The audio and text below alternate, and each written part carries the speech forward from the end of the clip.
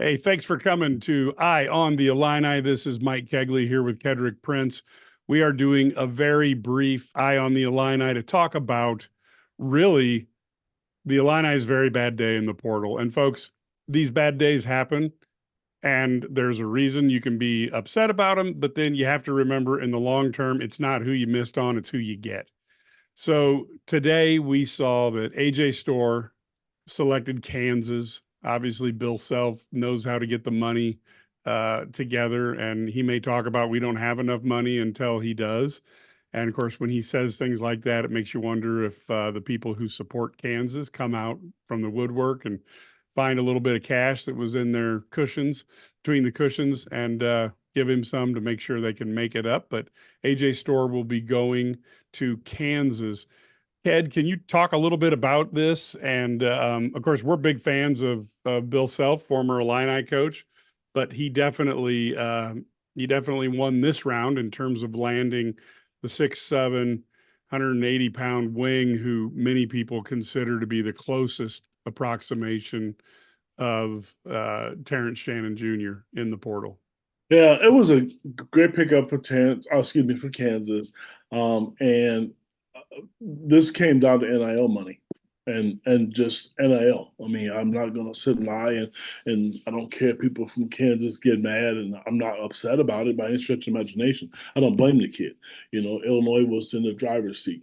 This isn't secondhand information. This is firsthand information. I know the family. I've talked to the family for a long period of time. Not recently, I've not done that, but I will say it again. Illinois was in the driver's seat with this kid, and the way the NIL is today, and the way the transfer portal is today, you can't blame them. I don't know what the deal was. I'm not. I mean, I don't know. There's probably going to be a lot of fabricated numbers put on social media. But the one thing I will say is this. I mean, yes, it would have been nice to have him, but if you're an Illinois fan and ethically, you got to be proud of your basketball coach. Because the one thing you don't want to do, this isn't about Brad Underwood, it's any coach. And I said this on our last podcast. Once you start allowing this NIL money and players dictating to you how things should be done, then you've really lost it.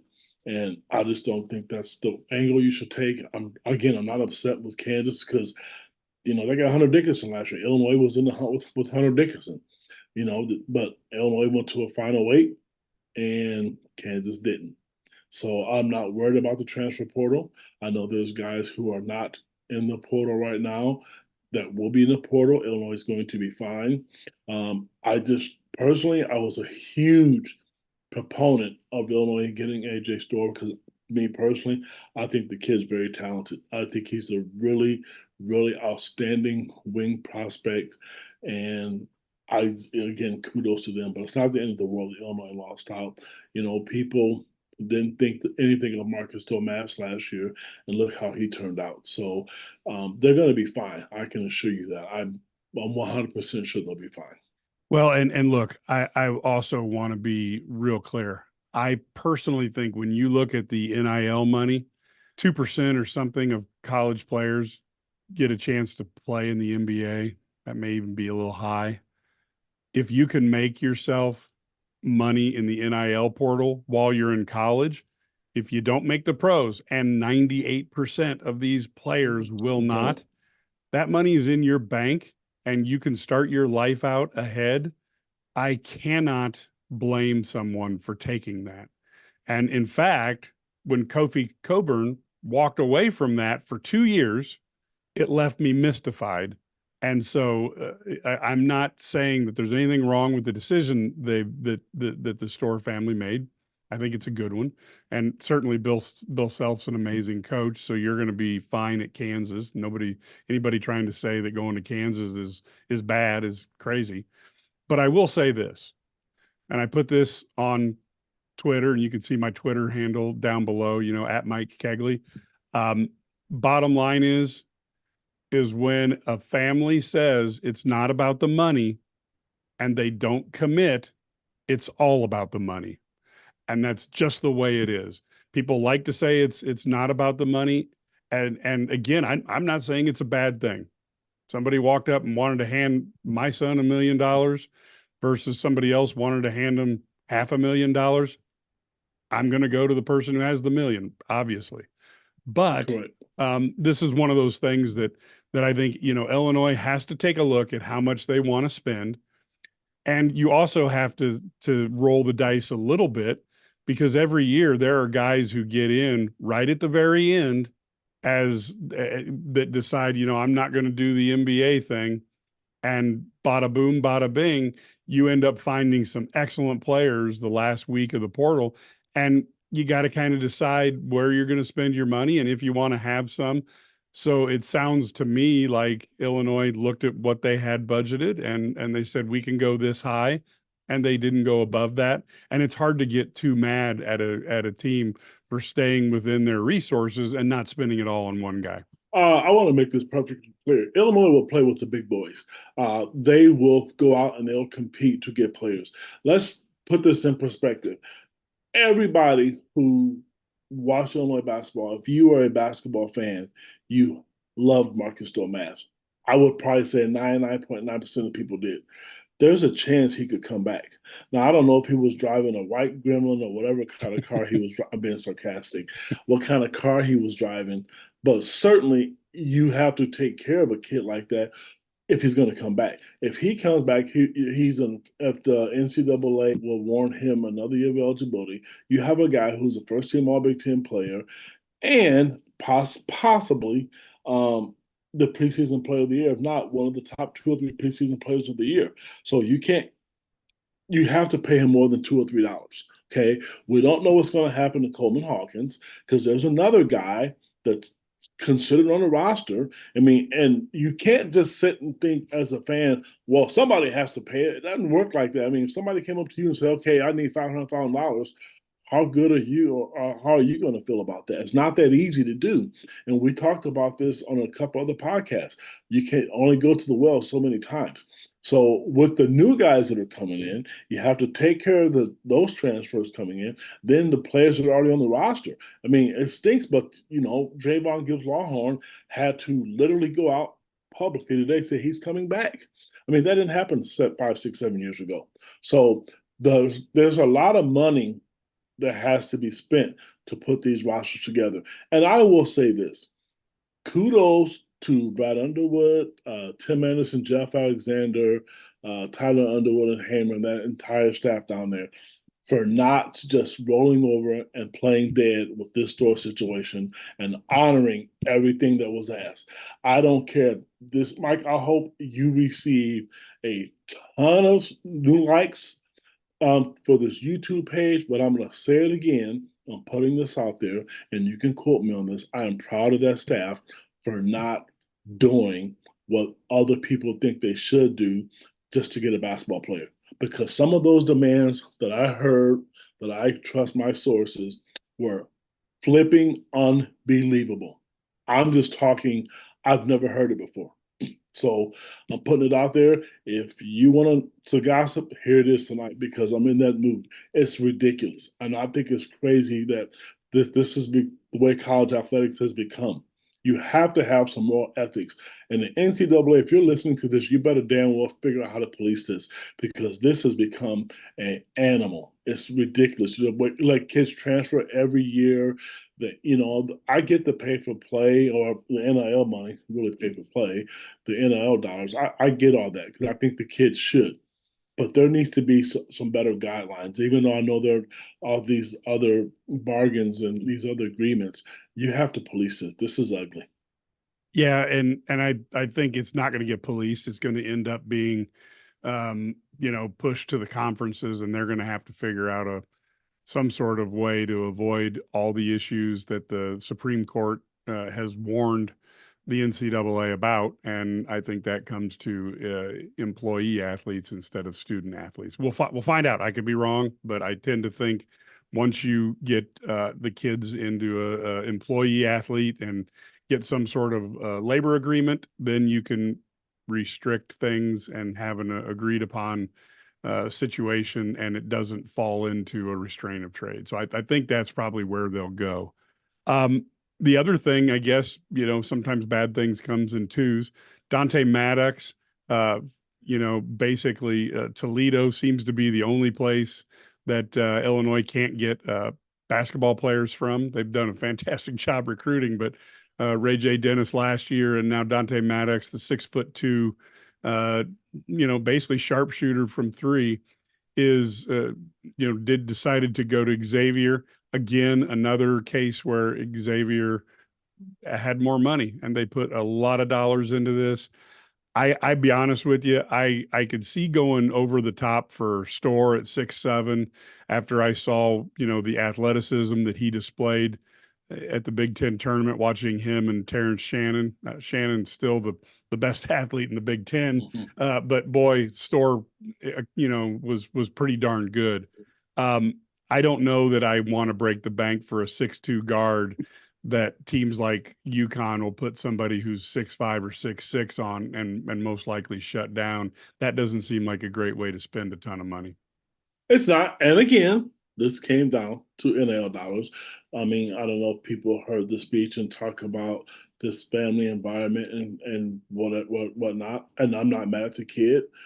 He did what you just said, Mike. Somebody offer you $1 million, $500,000, and you're still gonna get a chance to play Division I basketball. I take that. On the flip side of it, winning matters. And I think Illinois is a hot, popular a program right now that's gaining a lot of interest nationally. I can't fault Maddox, even though I was another big fan of his. In my mind, 2 or 3 weeks ago, I mean, I thought both of these kids were locks. They were not guys that I thought Illinois was going to lose. I just thought they positioned themselves really, really well to land both of these kids. And once I found out, again, that's what this came down to was NIL money. Whether Illinois was going to spend the money for it. Mike, I like your analogy. You're going to spend money like that on a guard, and there may be other guards coming. There may be another guard in the transfer portal coming. So I'm not panicking. It stings, for Illinois fans today, but I know a lot of people were complaining about the Trey White recruitment or the Booth transfer. You got to have faith. All these transfers, like I wrote millions of times in the last 2 months. You go back to Alfonso Plummer, all conference player. Matthew Meyer, all conference player. Terrence Shannon, all conference player. Marcus Domas, all conference player. This has happened in the last 3 years. They know what they're doing. So the fans out there who are panicking, thinking, oh my goodness, think about those players that I just mentioned to you. Those were all transfers. So when Coach Underwood talks about, we're not going to have to rebuild, we're reloading, that's what they're thinking, and that's what they're talking about. Yeah, and I think we're going to see, you're seeing Baylor really show up, in trying to get Roach from Duke, and they look like Adu, with Tennessee, who I think is just marvelous at center. You're seeing Arkansas with Calipari. He certainly knows how to buy things. He's proven that year after year. So he's out there, and Jerry Jones is saying he'll make sure that, he's got, there's enough money. So there's a lot of things going on there. Of course, Kentucky has allegedly a $7 million budget. And so, you run into different players, and depending on who you run into against a single player, other teams that may not be as well financed can put all their money into one guy, or there's teams out there that are very well financed who can spread that butter all over the place and get the whole piece of bread. But, so it's a challenge. It's not easy. And I think it requires some patience. And I think also the Illini have to really think about that roster and how they want it all to fit together next year.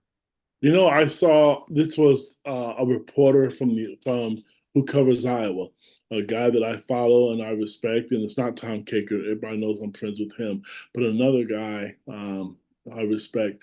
When Iowa lost Perkins to the portal, he put a tweet out and said that basically Perkins wanted $500,000 and Iowa couldn't compete with that. And that's, if you think about that right now, I mean, and Perkins is a good player, don't get me wrong, because he's stung Illinois a few times putting up big numbers. But you have a guy like Perkins who wasn't the first or second team All Big Ten, demanding and getting that kind of money. It's just amazing. So, I mean, when he tweeted that, I would have to let him go because they're not in position to do that. That's tough, when you have guys out there because it used to be, I just said this last week, it was an even playing field with NIL money. But if you got guys out there like Jerry Jones, wanting to fork over a bunch of money and telling players that there's endless money, or the Alabama football program, with endless funds, it does make it tough for teams like Iowa because they don't have that. I don't know where Illinois stands with it. I know they're not going to roll over and play dead. I mean, I can tell you that. They like what they've seen and they like the taste of victory. Josh has hired some great coaches, and Brett Bielema and Shauna Green and Brad Underwood is just, he's not going backwards. He's here to win games and he's playing the transfer portal. The staff is very, very aggressive. That's the one thing I will say, and I want fans to not panic. They know there's needs out there and there's tons of connections, and I feel confident that they're going to keep this thing rolling. Yeah, I do too. And of course, the thing people have to recall is there's ups and downs. You're getting into this, and there's going to be good days, there's going to be bad days, and I know that we're going to look at the roster come June, and we're going to say, "Well, it looks really good." But how good we feel in June or doesn't even matter, and it may even change, early in the August, because there'll be some grad students who can go in at any time. And whenever they want. And exactly. So you're going to see it evolve probably a little bit even then. And the bottom line is really the grade comes due in April of 2025. We can feel great about the Illini roster, or we can feel bad about it. Do they go to a Sweet 16? Did they make it to the Elite Eight? Did they make it to the Final Four? Did they make it to the championship game? Did they win it all? And those are the delineations. And I think Brad Underwood seemed to enjoy what he did, and I think he wants to make the Sweet 16 the floor.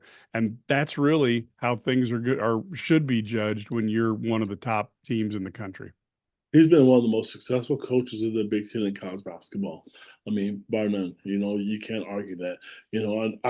I'll just throw Purdue out there, and I know because they're really sensitive right now, and they went to a title game. But life's going to be different without Zach Edey. And if you're not a coach who's in that transfer portal, good luck, because I'm telling you, I don't see anybody who's going to win in college basketball with a bunch of high school kids. And look at Indiana; they have started to figure out the Brad Underwood recipe, which is good because that's what it's there for, to make teams better. Yeah, exactly. Any final thoughts here as we wrap up this podcast? Yeah, it's time for me. I've been out in the warm, cold weather today here in the Quad City area, but it's time to get back to work and roll the sleeves up and see if I can find out who some of the heavy hitters are and in this transfer portal, or guys who are maybe thinking about it, because I know they're not done. They know what they need. I know they're looking to get a big man. They're looking to put another athletic wing together, but it all has to make sense too. You don't want a bad locker room. I mean, that's just awful. You look at how fun this locker room was. Even though like Dane Danger, who didn't play a lot, his body language was great. Drayvon Gibbs Lawhorn, who didn't play a lot, his body language was great. So you don't want to get a kid because the parent is greedy just to put in a locker room to kill your locker room, because then you see selfish play. Remember how fun it was to watch this team play and how unselfish they were. That's what Illinois basketball is striving for, and what they want to be. Actually, Illinois athletics in general. Yeah, it's a good point. Like I said, there's a lot more game to be played in Portal Combat.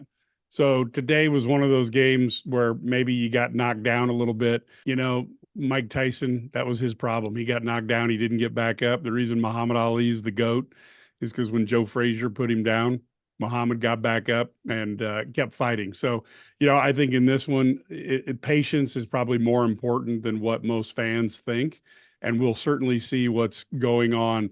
And one of the real important things is if you take a look, we've got our Twitter feeds that you can go ahead and at us at.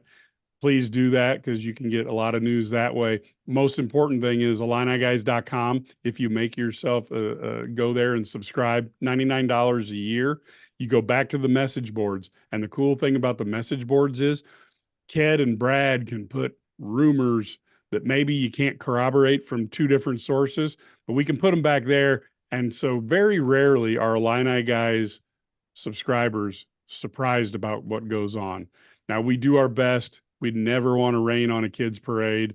We don't want to ruin some kid and try to get out ahead of it if he wants to announce for the Illini or her. But we will give you a lot of the news back there in the message boards. This time of year, we get a ton of new subscribers, and then they stick around for football and basketball season, and it goes very well. So we would love to have more people in our community, and you can put messages on there and communicate back and forth with Illini fans from all over the world. It's a lot of fun. Please go ahead and do that. Now, thanks so much, Ked, for coming tonight. Give us a 5-star rating on this, and certainly share this, whether it's a podcast or a YouTube video. Please share it on your social media for your friends and for your Illini fans to enjoy. Thank you.